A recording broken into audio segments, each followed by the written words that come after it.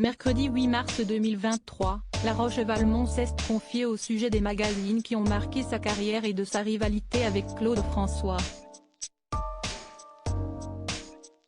L'interprète de T'as le look Coco a gardé un souvenir peu flatteur du chanteur.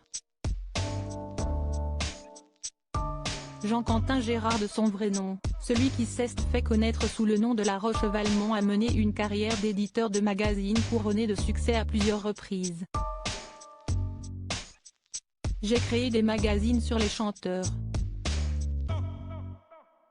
Je voulais rencontrer les idoles de ma jeunesse, plutôt Johnny Hallyday que Claude François, mais j'avais 20 ans, les maisons de disques n'ont pas fait confiance à quelqu'un qui avait pas d'expérience.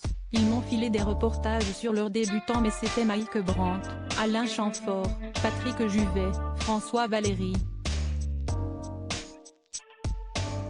En quelques mois, ils sont devenus numéro 1 et mes magazines sont devenus numéro 1 des ventes, ce qui fait que j'ai monté un groupe de presse. C'est-il remémoré dans l'émission Chez Jordan, diffusée sur C8 mercredi 8 mars 2023. Interprète du tube T'as le look Coco, CST à l'édition qu'il s'est adonné avec passion durant plusieurs années quitte à se faire quelques ennemis. Claude François avait repéré que sans grande compétence, j'avais réussi à monter des magazines et lui avait racheté Podium. Nous avons été concurrents et il l'a fait avec un tel talent que, après que j'ai mis au dépôt de bilan à Je tendrai salut les copains, lui a vraiment été très fort. J'ai créé en 1973, Privé, et d'autres magazines. Je ne cherchais pas à faire des coups ou gagner de l'argent, je faisais parce que ça me plaisait. Claude François odieux mais voilà, selon l'éditeur, Claude François a du mal à encaisser son succès dans la presse. Déterminé, le chanteur est prêt à tout pour pouvoir briller plus que les autres dans ce domaine aussi.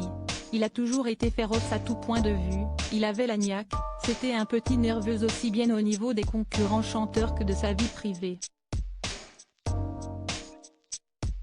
Personnellement, à part d'avoir créé mon magazine concurrent, il avait le droit, l'année suivante la sortie de Privé, il fait un autre magazine, Absolu, moi ça m'amusait. Il était connu dans le métier, Johnny a toujours dit qu'il essayait d'imiter la posture naturelle et spontanée de stars comme Johnny qui courtisait les filles qui avaient déjà été courtisées. Un des nombreux souvenirs que le magnat de la presse a gardé de ce chanteur à la mauvaise réputation, je ne suis pas le seul à dire qu'il était odieux. Un témoignage de plus qui ébrèche l'image abîmée du chanteur.